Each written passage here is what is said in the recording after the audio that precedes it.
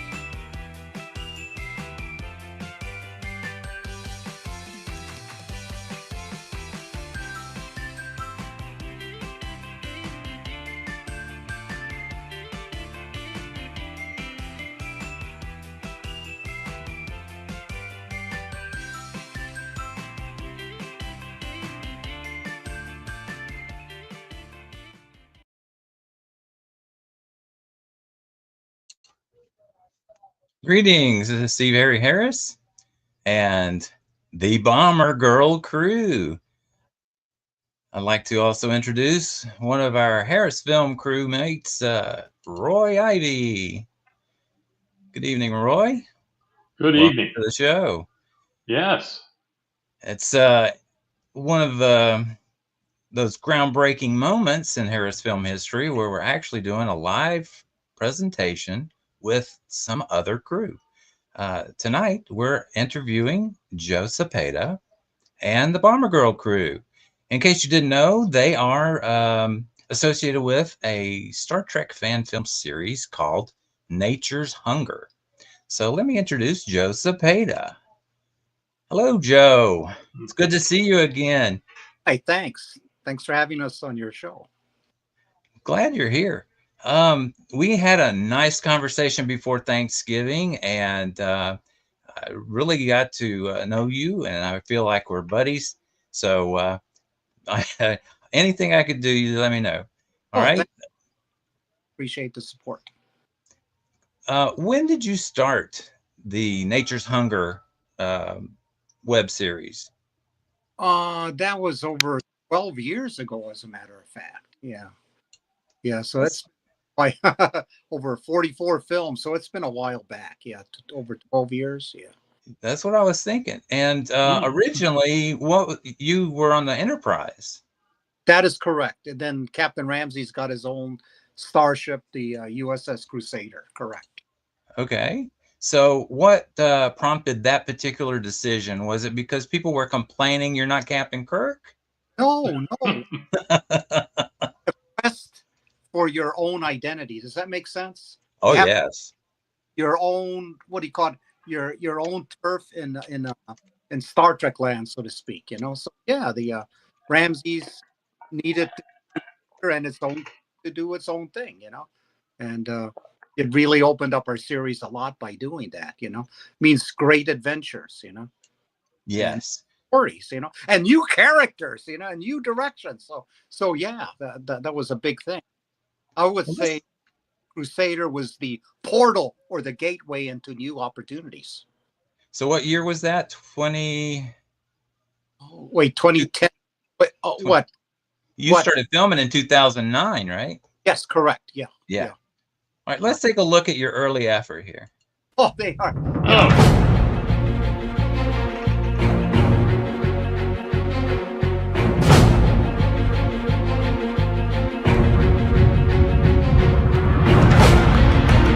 In any calamity, someone rises to the challenge. They say that destiny is the portal to adventure. That sometimes one must risk everything for the purpose.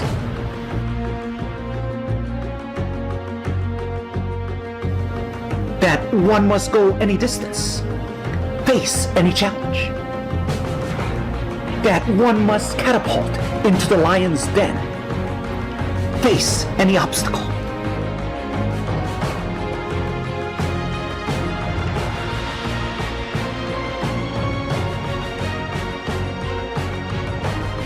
Man has always had a hunger to conquer the unknown. Journey into chaos and uncertainty. Place oneself in harm's way. And yet, save the Federation from an untimely demise.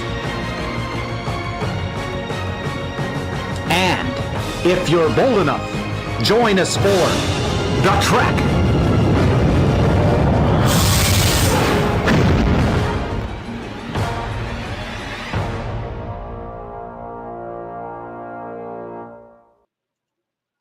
Wow, sign me up, Joe. Yeah, yeah, I think we've really taken off from there. I think we want to write more imaginative stories and stories, you know, that a lot of people don't make. So yeah, films that we want to see. You know, that's There you go. That's the type of films we want to do. In fact, last 3 days I've been busy writing new scripts. You know, Excellent. yeah, like what the latest one is The Cycle in Cell Block 5. Uh-oh. Sanity. It's oh my God, this is great. You know, so yeah, but we have when we started Bomber Girl, we had a lot of other films planned, but we had to put them in the back burner so we could work on and finish that. You know, Bomber Girl was a calling. You know, it was a 5-minute film, and then oh my gosh, it blew up into 2 hours. You know, but because there was just so many pieces of that story that when I woke up and it's like, this has to be told. Oh no, this has to be told. No, this has to be like garden. You know, when you plant a garden, then all of a sudden it just starts sprouting. You know, you can't. Hey, you can't stop the music. There you go. You can't stop. Well, you know, let's add a little bit more. And before you know it, it was like 1 hour. I said, wait a minute, but there's more to be told, you know. And there was more, you know. So we just had to go until we finally finished it, you know, to the end. But I want to say now, I'm thankful for the cast and crew for seeing the vision and being patient and going the distance to the finish line. Because you think about it, when you make a film over 2 years, okay, there's also a great propensity towards failure. You know what I mean? Because people lose interest in the project. Yes. Yeah. In the military, they would call that the culinary effect, where you reach the capacity where you're drained, and then now you're starting to lose it. You're losing that energy. They kept it. They stayed the course, you know, through the heavy winds and everything, and the rugged seas, and got to the finish line, you know, into the end zone, you know. Right. When I was close to retirement, they called it the short timers attitude. Yeah. Get to the heading, and you're right. Yeah, like the little boots. I always see before retired, the little boots. Yeah, the short timers attitude. You got it right. Yeah, you've been there. So yeah, but they say when you're closer to the finish line, the greater the chance of failure, because there's too many distractions. But you know, to the cast and crew for getting there to the finish line, you know, and say, let's do this thing. Let's get into the end zone, you know, like in football, you know, the big flip, you know, so life throws obstacles, but they do the running flip and then jump over, you know, and get.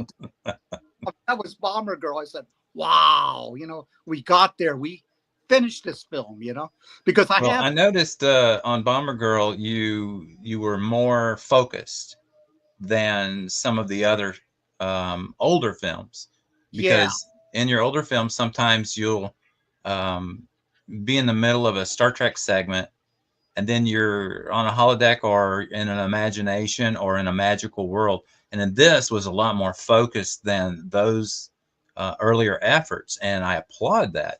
It kept my attention.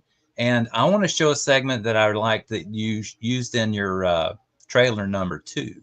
Oh, okay. Go ahead. Yep. About to unlock the door of your imagination with the key of your curiosity.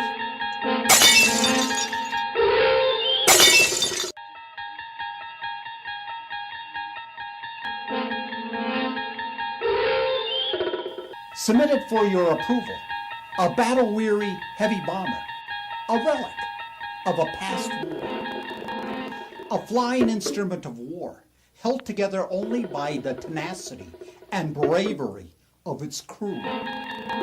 Lost during World War II, a mystery to the Pepperstone family. Don't be looking for it by yourself. It's in a dark alley from which there is no return. Because it lies between the crossroads of reality and fantasy, the substance of imagination and nightmares. That signpost up ahead, the Pepperstone Zone.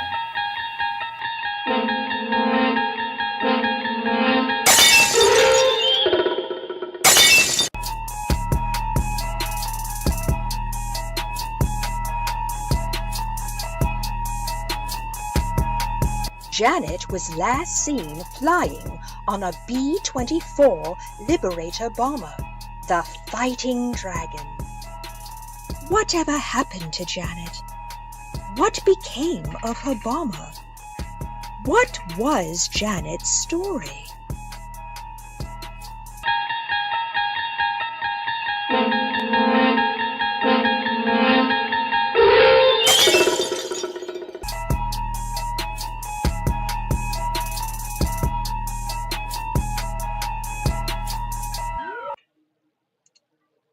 Wow. Well, let's introduce some of the their cast members here. First, let's talk to Leslie. Leslie Sawyer, how are you doing? It's nice to see you. Hello, everybody. You did a great job on the film. I enjoyed all of the films I've seen that you're in, but I think that you actually did probably the best job you've done so far in one of the Nature's Hunger outings on this particular movie. It seemed like, Thank well, you. I mean, you're different characters, and that's part of it. Is that I noticed Joe wrote the Janet to be just like Yeoman Rand. It's the same mannerisms, the same lines. Well, it's my job. Yeah. And that sold it for me that this is definitely a relative, you know? Yeah. Well, thank you. Thank you. And thank you so much for having us on your show. Oh, it's my pleasure. Thank you. So how long have you been working with Joe on these films? I think 2018.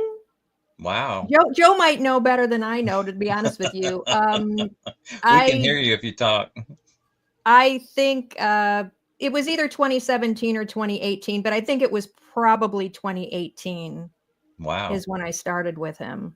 Yeah. But you're also in other films. Name some of the other groups that you've been working with. I did a couple of films for Randy Landers, and I also did several films actually for Vance when he was doing his series. Constar Chronicles. Yeah, so he had me in several of them, just little short segments, and I was playing different characters. There was this one in one of the movies where I was upset that the ship was going by and not going to save us and leaving us to die. And I couldn't believe it, but he had his reasons as to why he couldn't stop and save us. And then there was the other one where I was a love interest and he kicked me out of the ship and I had to leave. And, that was a Mirror Universe situation. Yeah. I was really upset about that. And I'm, he's going to be doing Constar, the motion picture, and he does have me reprising one of my roles from when I was doing the series with him. And so I'm actually going to appear in that movie. And then let's see. Josh Irwin, I've done some Avalon films for him. I was actually in his very first film, Ghost Ship. I where I love was that one. a zombie. I was one of the zombies. And but then after that, he was really, I never got to say any lines, but apparently there was just something about me. He's seen my work in other things, and so he really wanted me to be, and I'm so embarrassed that I can't think of the character's name offhand, but he did give me a role where I'm that same person in a couple of, like, Knights of the Void. I'm that same character in a movie that actually has not been released yet. And I was actually really deeply moved by the fact he gave me a movie that has not been released yet, that he's still working on, which is actually his very, very last Avalon film that he decided to make. He gave me a great line, and it like it bookends, because he felt, since I was with him at the very beginning, I was with him when he made Ghost Ship, and now I'm in the very end, the tail end of like making the Avalon series.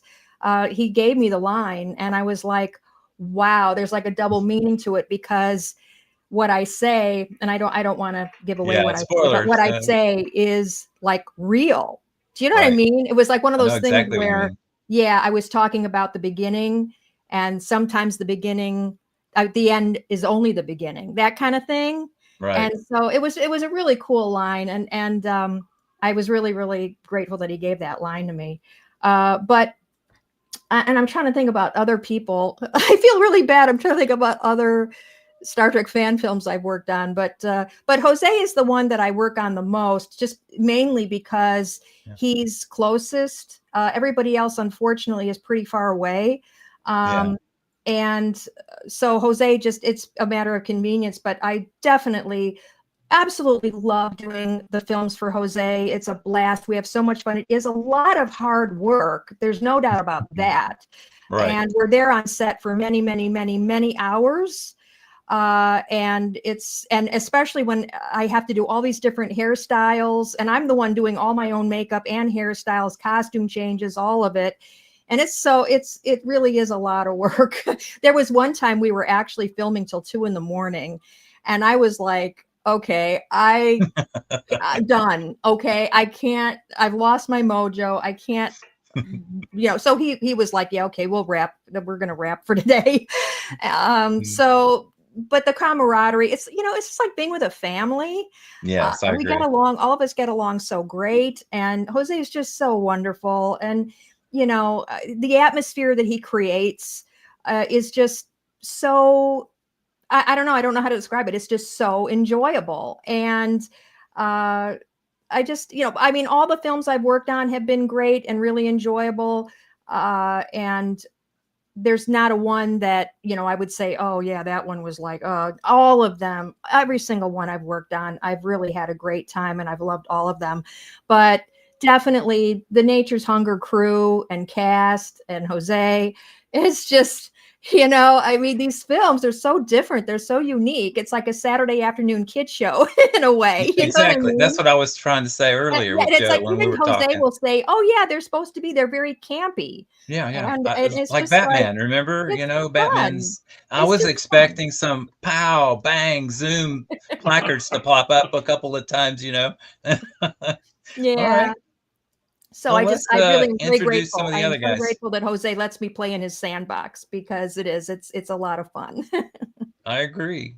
Yeah. I'm just sorry that I can't be on set and do that type of a thing. We don't do all of our stuff on green screen, and Roy is our admiral in our series, and everybody mails in their stuff, and I edit it together, and then it goes. Well, that's a lot like what Vance would do. Vance was like that, because I was, all the stuff that you see me in his movies, I'm at my house, and I've got a green screen. I'm actually not at my house right now. I'm actually at my daughter's house right now, but I have a green screen and everything, and I did all of that. And there was even one time I had to do some work for Jose. He got a hold of me and said, oh, I really need you to put on your Enchantress costume, because I really need this extra footage. And so I was able to figure out how I got he sent me a green screen, because again, it was so, unfortunately, I was at my daughter's at the time. So he sent a green screen to me, and I put on my costume, and I'm pretending the couch is a dragon, and I put the green screen on the couch. Right. It was It was That's the way to crazy. think out of the box, Joe. And but shout out to Vance Major. He's the one that's encouraged us the most out here in Task Force 78 land, HarrisFilm Productions. He got me involved in a couple of his films earlier, several years ago, Yeah, and I he's got to great. talking It's to like he's him, really and great at he's pulling people set me in. up. He gets so many people involved with his stuff. Right. He's like, you've got ideas. Why aren't you doing your own? I was like, okay, thanks. Yeah. All right. So let's talk to Larry. Larry Fleming. How are you? Hello, everybody. How you doing? It's good to see you. Welcome to the show. Now, Larry, you're an actual actor that gets paid to act sometimes, aren't you? Yeah, well, I came from California originally. I've been in Georgia for over 30 years, so I feel like a native. But I grew up. I went to West Hollywood Elementary School when I was out there. So, and my dad was a celebrity in his own right because he was a Major League Baseball player. Ah. So I saw the Hollywood that you're finding out about now, about how bad it was, and I didn't like it, so I stayed away from it. But when I got ready to retire from my day job that I had, and I work on satellites, satellite design. So I'm in aerospace, but not Star Trek. We're not there yet. Got a couple hundred years to go. But I started producing films, and looking around, I found I ran across Farragut Films, and they were fundraising for one of theirs, so I joined in on that, and that got me involved in the Star Trek side of it. And then, of course, to find that Jose's local. I don't remember when I started with you, Joe. I don't, but I'll claim that as a senior moment right now. But it's been so much fun. I've really enjoyed it. He's got everything set up. He knows what he wants to do. All I got to do is show up and act. And that's a perfect gig for someone like me. Well, how different do you feel that is from the Hollywood experience? Is it more amenable? I mean, is he more easy to work with than the actual Hollywood setup? Hollywood is a stick in the mud. I do mostly independent work. I'm not in the union because I can't do this fan film stuff. So all I really do is background work. And I've been in everything. I've been in The Walking Dead and everything, but I don't want to join the union because then I'd have to stop doing this. And I've got 180 credits on IMDb, and only one is a big film. And I didn't have to claim it because it's a foreign film. So everything else is independent, where we can basically chip in. I can help somebody do lighting. I can help direct. I can do any of this other stuff.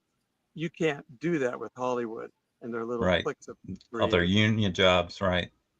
Yeah.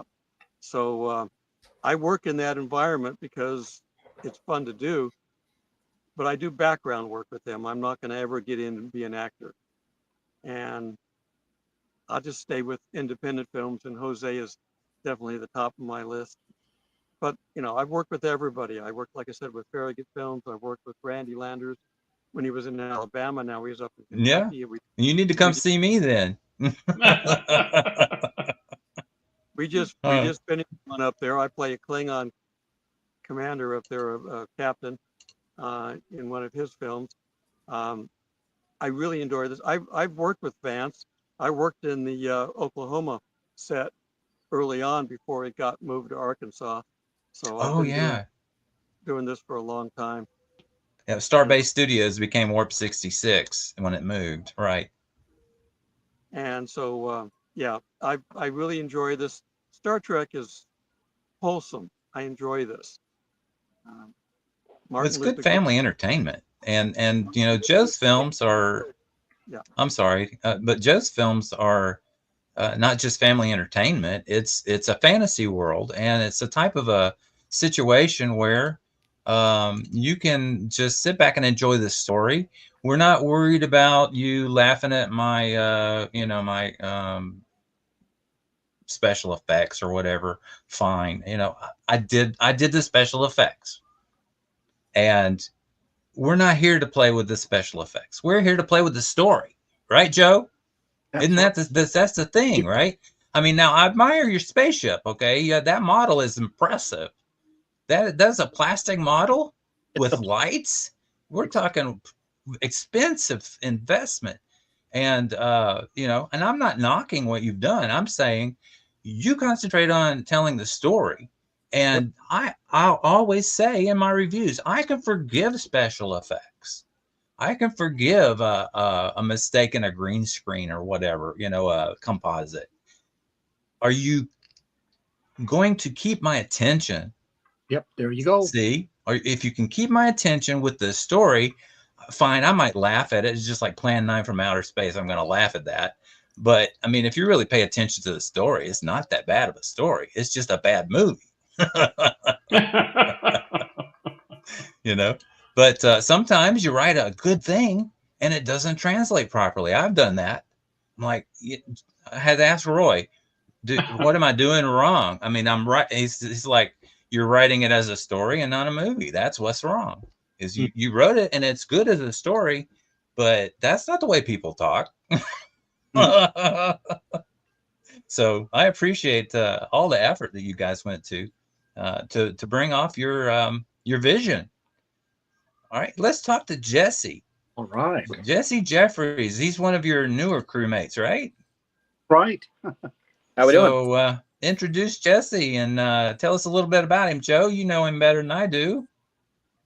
Yeah, Jesse plays our bombardier, and he also has some other roles. But when I was thinking of the bombardier, I felt like Jesse could pull this thing off because of his unique personality. But he honestly was like a sleeper, a surprise. He kind of blew, when we started talking about it. And I wanted the bombardier to be a little different, a New Yorker, what with the World War II films that you see. Right. He took it to heart and he started watching the World War II films and he came out with the perfect New Yorker. I'll tell you. Yes, I thought that maybe he was out there with the Bowery Boys when I was listening to that accent on Bomber Girl. You did a great job. Appreciate that. How's it going? So, Jesse, tell us a little bit about yourself. Have you been acting for long? Well, I've been acting for about a couple years now. I've done a couple projects for my company I work for, and then I do independent fan films. I'm also interested in doing my own stuff. Some stuff with Star Trek, and I do also do Power Rangers. I'm with Power Rangers Unworthy, and I've got a couple films I'm in coming out with them pretty soon. They're smaller roles. My biggest role so far has been Bomber Girl, which I really appreciate working with Jose and having that big role and being a part of a great project. But I want to do more with it. I do IT for a living, but I'm always trying to find new things to do, new projects. I'm just a very creative person in general.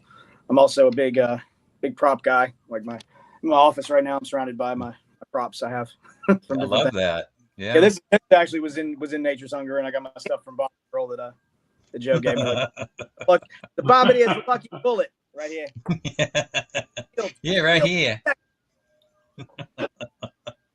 Yeah, and I enjoyed that. You really sold me on the accent. And where are you actually from? I'm from Greensboro, North Carolina, originally. Really? Yeah. Wow. I've always been able to do impressions, so I can do different stuff, which helps me work as I think I'm a pretty good character actor. So that's kind of my shtick. I have to agree there. From what I've seen, you've got two distinctly different roles in Bomber Girl as the navigator, I guess. I don't remember. Yeah, the navigator or helmsman. Yeah. Helm. Okay. And then the bombardier. It's like I didn't even know it was the same guy at first. Seriously, I was like trying to make them two very distinctly different people, because him being an ancestor and everything, from a different time period. And I drew a little bit from Captain America, the first Captain America film. Yes. Guy, Private Gilmore Hodge. Whatever, you get like that accent, like that. And I just kind of pulled from that and the different. It's a transatlantic. What it is, it was used a lot during that time. I found. So I just worked on perfecting that, and I feel like I gave him good character, good differential from just the standard, sort of deadpan Starfleet cadence, which they do have kind of a cadence too. If you listen to original TOS, which is my favorite Star Trek anyway, they do have a kind of a certain way of talking, you know. And Right. I was going for that with that. For some reason, Wesley Crusher was in there too. For some reason, I don't know. I feel like I was kind of channeling Wesley Crusher a little bit for some reason, but There's nothing wrong with that. no, not at all. But yeah, that was the two different. I wanted it to be sharply different, like there were two different people. So I'm glad I pulled that off. Mission accomplished, buddy. I really enjoyed that. Like I said, I didn't even realize it was the same guy until I was like, wait a minute, isn't that the same guy? No, it can't be. It is. Hopefully I can do that in the future with different characters. So Yeah. Wow. All right. Let's take a look at the other trailer for Bomber Girl. Bomber Girl was released on Thanksgiving morning. And if you haven't seen it, you don't know what you're missing. Here we go. Well, that's the wrong one. That's mine. Trailer number 1. That's trailer number 2. See, these things happen on live TV. Here we go.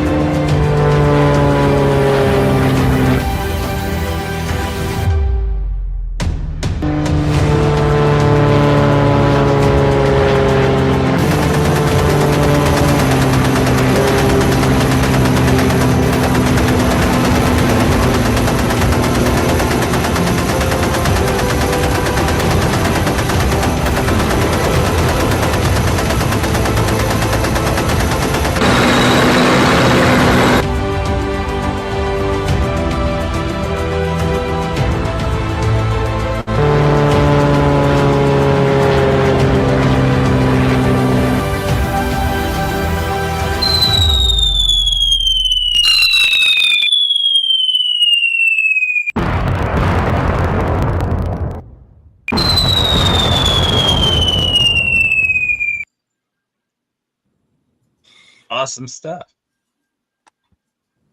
Yeah. Good glove. Well, I'm opening up the chat to questions. If you're out there and you have a question, message us. Yeah. In the meantime, let's ask Roy. You got any questions for anybody?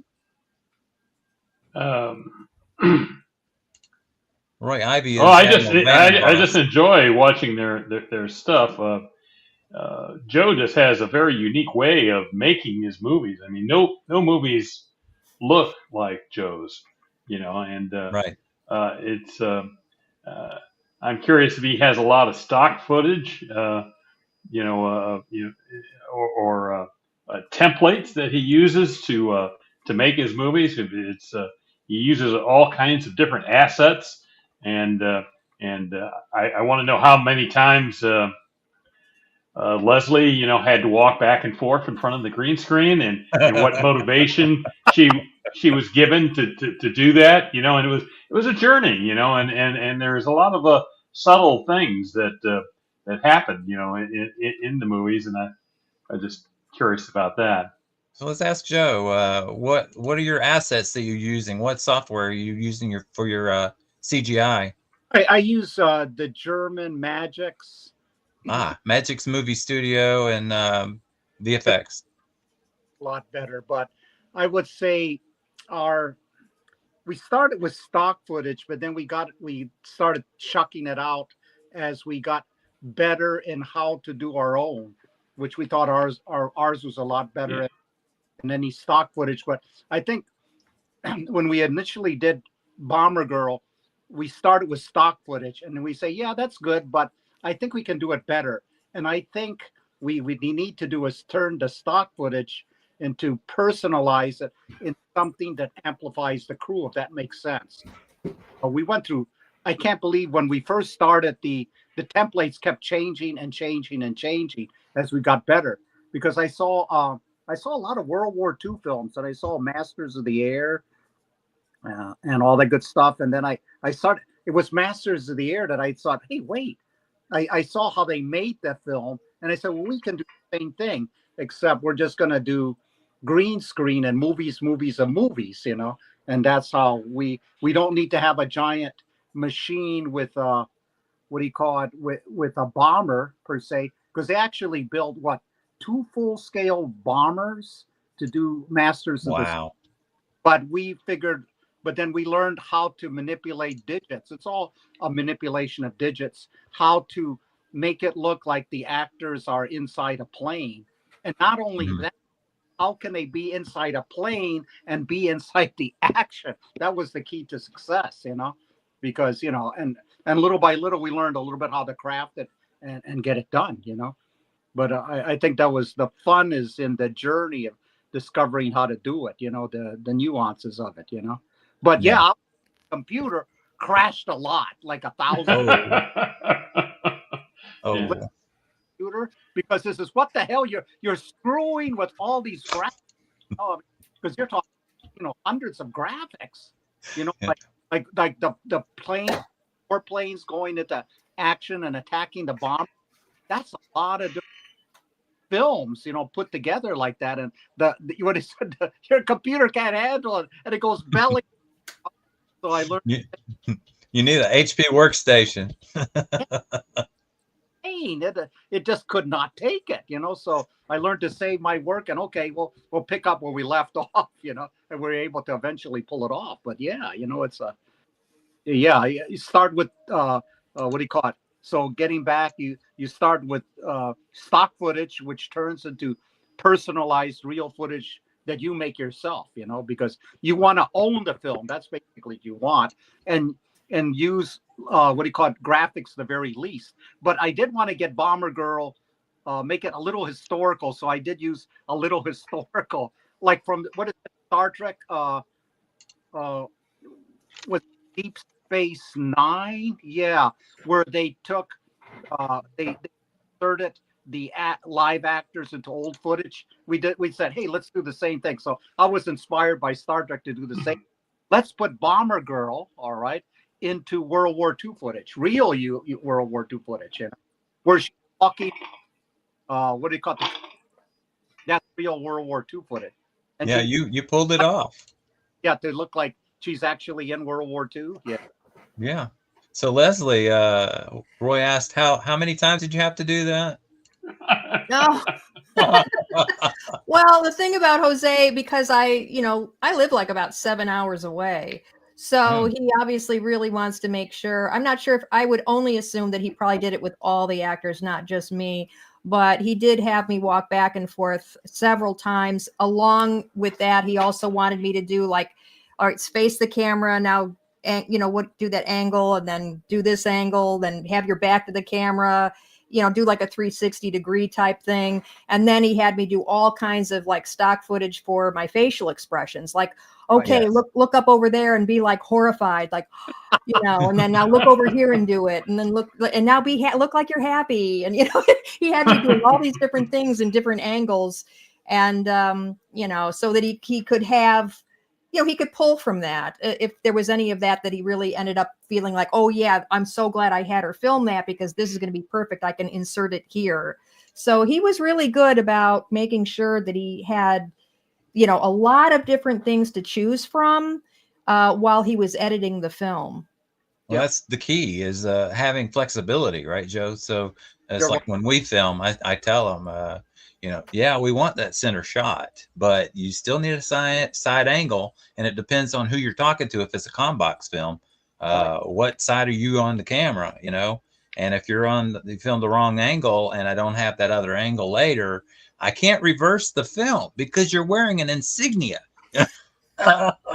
Yep. Exactly right. Exactly right. Somebody in the chat room, Danielle Spicer, says, what was the most challenging scene to make in Bomber Girl? Well, I can answer that for myself. Okay. Believe it or not, the scene where I'm trying to talk the captain into letting me be on the airplane, and I start crying, and I was like, well, my father's very sick. I wanted to come across to the audience, and I'm hoping that I kind of conveyed this.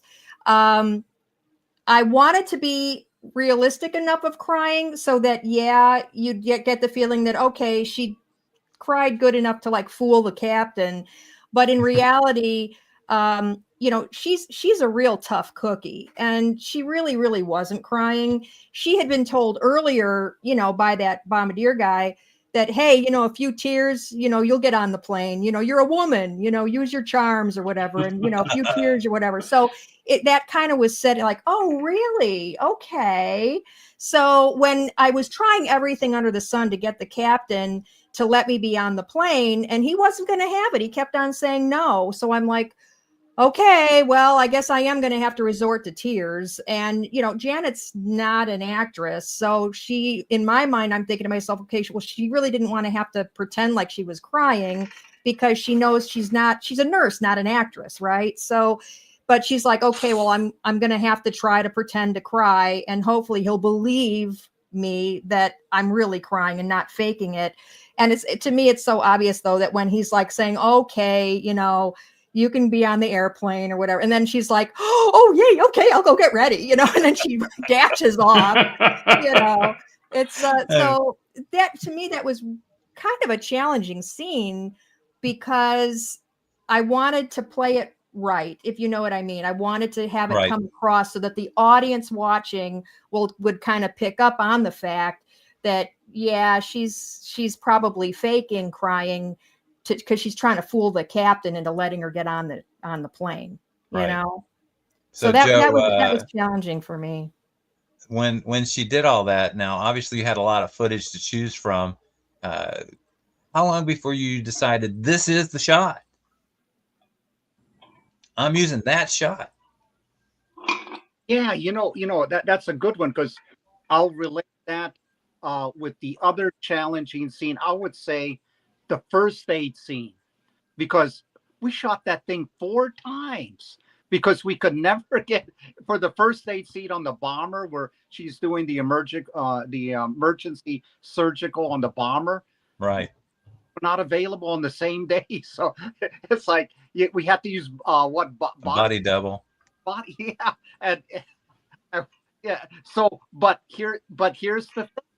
Sometimes the best performances were delivered with the body doubles. Does that make sense? Yes, totally. Because you got the most juiciest shots, so then you had to go through and beat it in and say, hey, look, that shot is the best with a body double, But we filmed it in such a way that you could get away with using the body double. So if you look, you see where body double has their back towards the camera, so we can use it, because that's right. When you start editing, you say, gosh, that's really the best shot, when Leslie or, that's when Richard gave their best performance. So we got to use that, so it's good. So what I'm saying is that if you film it in such a way so you can go and use whatever shots you need to use, even though 4 times.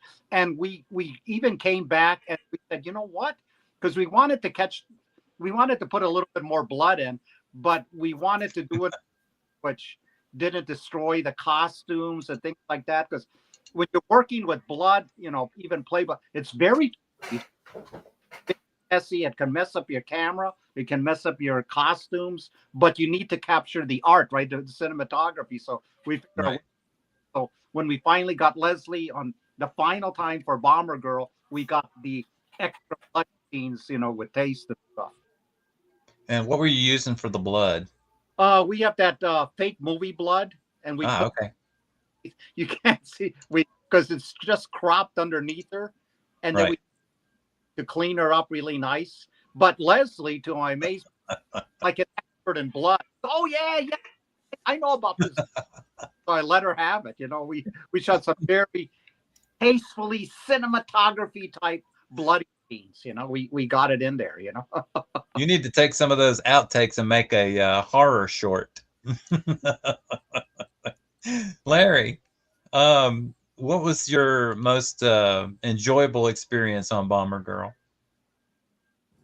Well, working with everybody, we're all friends, and so when you get to act with your friends, that's the cream de cream. That's when you really want to be able to tell everybody you had a great day on the set that day. Sometimes you don't know who you're working with. I don't know if you know about this on the original Star Wars.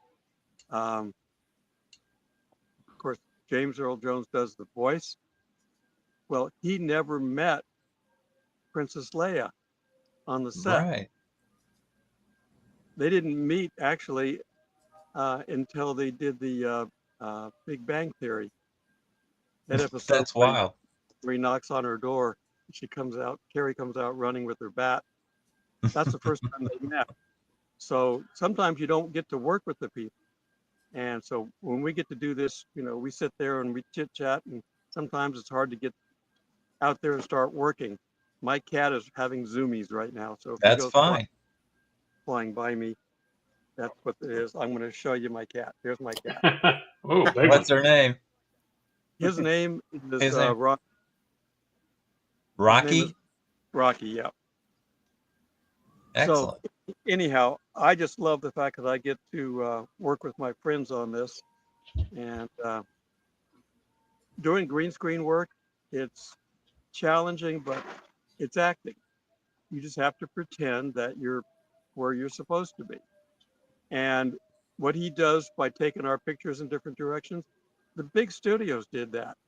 I was in In-Game. I've got screen time in In-Game, Marvel. And they had us stand in their camera room and on a Lazy Susan and go over in a circle, and they took pictures of us so they could put us anywhere in the film they wanted to. Right. I don't know what else I am, but I had my regular role, plus they did that. So they all do that, so that way they have stock footage to work with. And it's a lot of fun. Well, how long was it between the footage that you made with the beard, the goatee, and then when you did the shots without the beard? Well, I think the fact that he's been doing this for over a year tells you that I was probably in the beginning. I'm kind of retired now, but I do have a goatee. I prefer the goatee. And I had my goatee before Tony Stark did, before Robert Downey did. So I would go to set on these Marvel films with my goatee and not think about it. And you look like a stunt double. I was in Captain America: Civil War, and I was down front in the MIT scene. And he comes up to me on the stage and says, "There's only room for one of us here today." And they made me cut my beard off. So wow, that's why you don't see me, because I was cutting my beard off while they were filming, because he gets paid more than I do. I didn't have my beard in In-Game, and you can see me in In-Game, but everything else I did for Marvel, they cut me out of. Interesting. Okay, Jesse.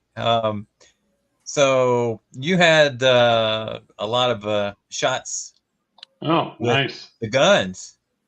Oh yeah. So this is what kind of gun you got? Oh, I collect, like I said, I collect movie props. This is actually it's a screen used Klingon rifle from Ro Penthe that was used in Star Trek 6. So wow. possible that William Shatner or DeForest Kelley used this in those scenes, but eventually it'll show up in a Nature's Hunger film. So I love Easter eggs, you know, if I can Yeah. see, like, so eventually this may show up like, you know, that looks familiar. It's from something else. But yes, All right, you saw it here first, everybody. Nature's Hunger, Easter egg. Jesse Jeffries is showing you a weapon that a Klingon's going to use in a future film. possibly Klingon, could be another character. I mean, you know, it's like, you know, It's up to Joe. and this is Greg's collection. Like, yeah, this it was Greg's when they sold his stuff off when he passed away. Managed to get lucky and get it. But my favorite scenes in Bomber Girl, well, I love the whole experience, but especially the Casablanca scene with I felt like it really gave me a good idea to, you know, really characterize the bombardier, give a chance to play that, do that character acting. You know, you're serious. You know, the fight space, you gotta take a train to get there. You know, I do that really, you know, good dialogue, all that. And other than that, especially too the machine gun scenes, because the machine gun prop that Jose had was just absolutely amazing. Like, I don't even know how it was 3D printed, but somehow the thing is 3D printed. You're kidding me? Yeah, it looks good. This was one of the bullets from it that he gave me that I used. Like I said, I used as a sort of to illustrate the precision of the bombardier. Like, it's his lucky bullet, so he has it the whole time. That way, he always has one round. Like, that's the thing I made up for it. Same thing with like the Captain America shield. You know, he has this shield will protect us. You know, but just using that prop was a lot of fun, and just having to really envision that I'm being, you know, trying to shoot down the Me-262 Messerschmitts and, you know, fighting in the bomber and everything. Like, it really helped me get there to really imagine. I mean, I have a really vivid imagination anyway, but like it was an awesome prop to play with and use. So, well, how about the Planet of the Apes weapons you guys were using on set? Did you get to touch those? I've seen it. I didn't get to use that one. That's something that you did, Joe. You kind of surprised me there. I was watching the film, and these guys were doing their normal routine, you know, guarding the gate, walking the fence, and I'm like, wait a minute, that's not an M1. That's not what in the world? That's Planet of the Apes. Where did they get those? Am I in another dimension? You are a true Planet of the Apes enthusiast. That's true. I couldn't get my ape army, so I'm going to use the American army for my film instead. You caught that, yeah. So are you still working on some Planet of the Apes stories? Oh yeah. Oh yeah. Yeah. We do have a number that we'll like to, you know, 2025. Okay, you heard it here first. Is the so we have a lot of ape films that have been, you know, the back burner, so to speak, that we'll like to put in the forefront and finish them and get them out to the fans, you know. So excellent. Yeah, you do. In fact, the one that's, I'll say, halfway finished, Get Me Off the Planet of the Apes, which we want. I like to release that in Easter because we think that's a fun, real fun one. So yeah, it's a very short film, maybe 10 minutes, but yeah, that'll be our first ape film. Then we have another long one, you know, Apes on a Rampage, and I think, but I think it needs a few more scenes added to embellish. So there'll be a short ape film and then a long ape film, and then films that we're getting ready for 2020. And this will be we have what is it, the we have some a spider attack planned, Xant warriors from the outer limits, but no way how to do it right. We got the Xant, so we're going through a learning curve because that has been one of my favorite films, The Outer Limits, the misfit Xanties. Right. Do it in a Planet of the Apes environment with thousands of Xanties. So we're working with that. We just have to go through the learning curve and decide how to do it right. But that's going to be another very fun one that we're doing. When the ape stories come out, are they going to be merged with the Crusaders' adventures or on their own? Well, yeah, because the Planet of the Apes audience is small, so it'll be in a Star Trek environment in a Planet of the Apes scenario, so to speak. Okay. So we can marriage it with both audiences. and increase the number of views. But yeah, we do have a. That's the Nature's Hunger way. Why not? It is. It is. I did want to do some shout outs here. Okay. David McHenry. He's the one that did the original scores, many of the original scores for Bomber Girl. And he is available, all right, to score other films as well. If you contact them on Facebook. That is his love of the craft, is he can score other Star Trek fan films if you contact them.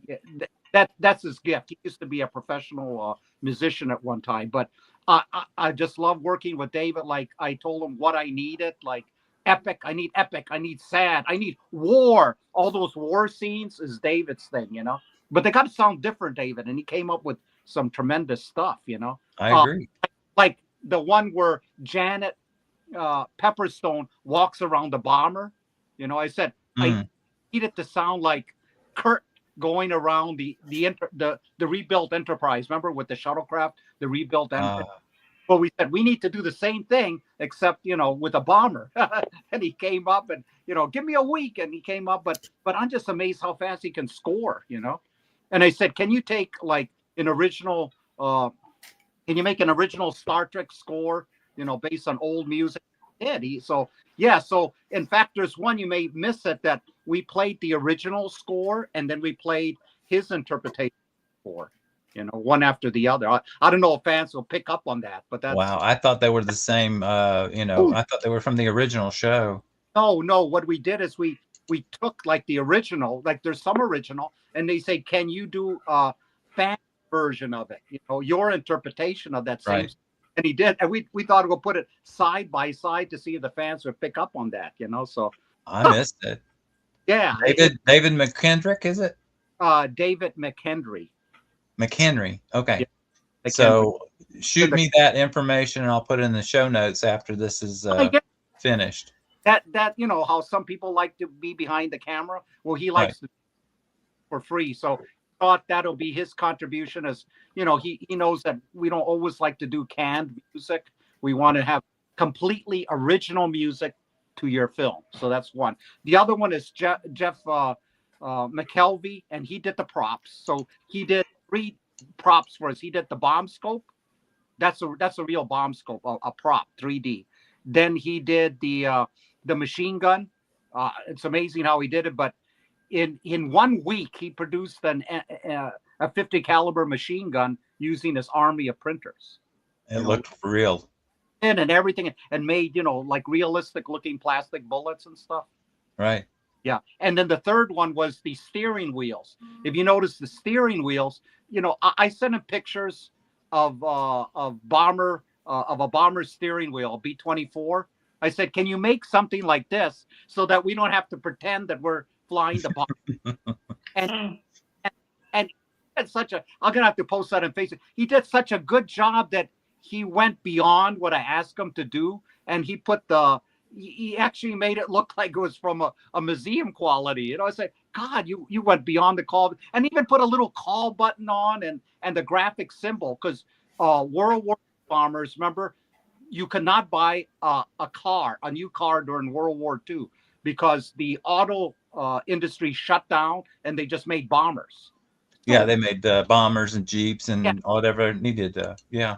That right in the steering wheel, the actual logo from Ford into the steering way it was in the museum. That's awesome. Yeah. So well, he's a retired Marine, so he likes that. What do you call it? The attention to detail. Attention to detail. Yeah. Well, you should. You know, the awards are coming up again this year. Be sure to enter Bomber Girl and some of your other films into the awards that the Fan Film Factor are putting on, and I would suggest that you again nominate your props, because you know, you just won some awards for your props, and I guarantee you that the competition's stiff, but I could almost guarantee you're going to get it for the Bomber Girl props. Yeah, I'm just blown away. His attention to detail, like, you know, he can just give me what I want, but he goes beyond and goes into the museum quality. Hey, I'm gonna have to put that on Facebook. went all, like in the bomb scope, he went to the actual World War II nameplate. I said, "Oh my gosh!" I mean, the fans, just, they're watching the story, right? But he puts nameplates and little things, and we did do what he called film liberties on the bomb scope, okay? Because we thought we're doing the bomb scope, okay? The real one didn't look, what do you call it, cinematography wise, very Right. to make an action film like this, right? I said, so we need to kind of alter it to make the bombardier look like he's doing something. Does that make sense? Like, Yeah. So I should have mentioned that. That was my favorite and scene. scope, we exaggerated the scope because this is ridiculous. You use the real scope, okay? You wouldn't see his face, okay? So we kind of had it, what do you call it, elevated it like a pirate telescope. Does that make sense? He can look at Yes. like almost to the target, Close to the target. See his face, right? So Jesse, you said that was one of your favorite scenes that you did? Absolutely. Like when I show somebody a scene from the film, I should have mentioned that earlier. When I show somebody, like that's the scene I'll show them because it's just a really cool scene. The prop itself, that was just for the bombardier, and looks like a real piece of military equipment. Like I used to be in the Army National Guard, and I'm familiar with military equipment, and even had little serial numbers and everything on it. Like he really went out of his way to design it to really look like a real piece of equipment with the extra stuff he added.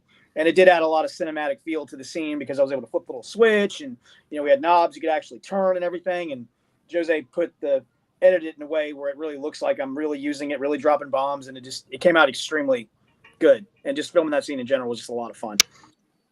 Yeah, you had fun with it. I could tell that and on top of that, it seemed like everybody in the crew was enjoying themselves, and the dramatic scenes were appropriately dramatic.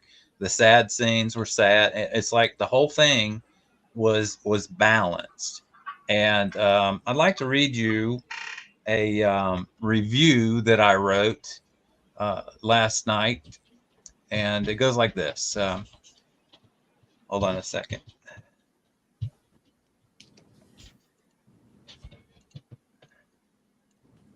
Bomber Girl is a captivating Star Trek fan film that boldly blends science fiction with historical drama, creating a story as imaginative as it is heartfelt.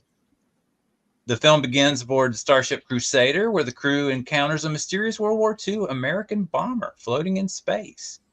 From this intriguing start, the story flashes back to the bomber's final days during the war, weaving a tale of courage, sacrifice, and a touch of the mystical. The flashback to the fighting dragon is poignant, as we learn that its crew, including Nurse Janet Pepperstone, are actually ancestors of the Crusaders' 23rd century crew. And this connection adds an emotional depth to the narrative. Her role as an enchantress who sacrifices her magic to save her comrades is both haunting and noble, leaving the audience pondering the true nature of her fate. Did she and her crew perish? Or have they transcended to a higher plane? Or are they existing in some enigmatic state? The nebulous ending, marked by a dragon statue that serves as a symbolic sign for Lieutenant Pepperstone aboard the Crusader, adds a thought-provoking layer of mysteries. And one of the most touching aspects of Bomber Girl is its heartfelt tribute to those who served during World War II. The film honors the bravery and dedication of figures like the Tuskegee Airmen and the many women, especially nurses, who played vital roles in the war effort, which a lot of people forget. It also pays homage to a notable sci-fi writer and Star Trek creator, Gene Roddenberry, who served in World War II as an Army Air Corps pilot.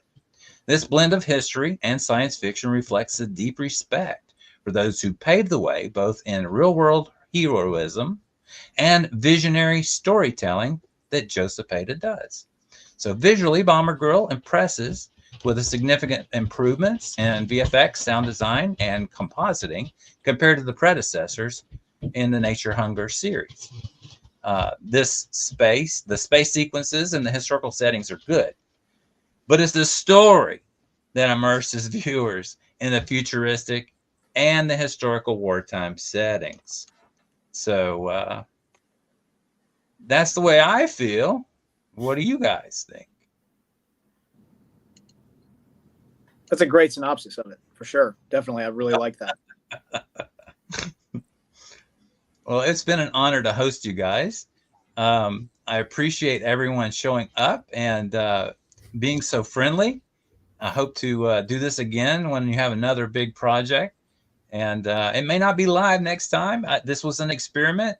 I would like your viewers and ours to let us know what you thought of the show. And leave us a comment, like, subscribe, and share. Any last comments, everybody? Anybody? No, great show. Really appreciate it, though. Yeah, it was great to do. I do have Yeah, one Larry? last comment. Okay. This was the acting debut for my son. He was the guard at the gate. He was the radio guy in the plane, and he's the one being operated on. So that's his Wow. first time on camera. He did a good job. Yes, Well, he like did. a special shout out to all of our fan film community, especially those that have been so kind to HarrisFilm Productions, Vance Major's No Budget Productions, Frank Parker's Filk Ferret Productions, of course, Joseph Peta, and the I can't speak. I'm saying Bomber Girl people, Nature's Hunger people. Of course, we've also had some good relations with the Potemkin Pictures people, and we appreciate those costumes they sent us. And we look forward to hopefully working together with you guys in the future. So until next time, have a good week and Merry Christmas. Christmas. Merry Christmas.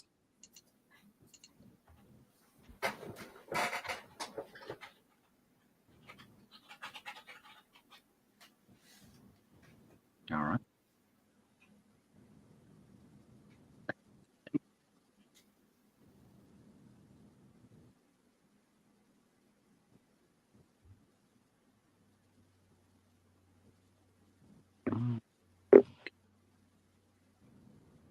Task Force 78.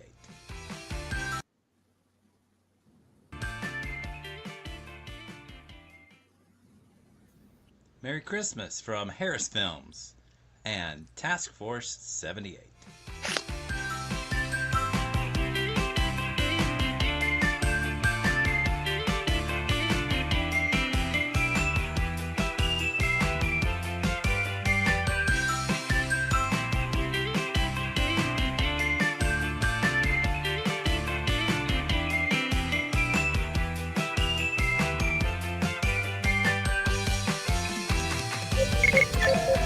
Hailing frequencies are closed.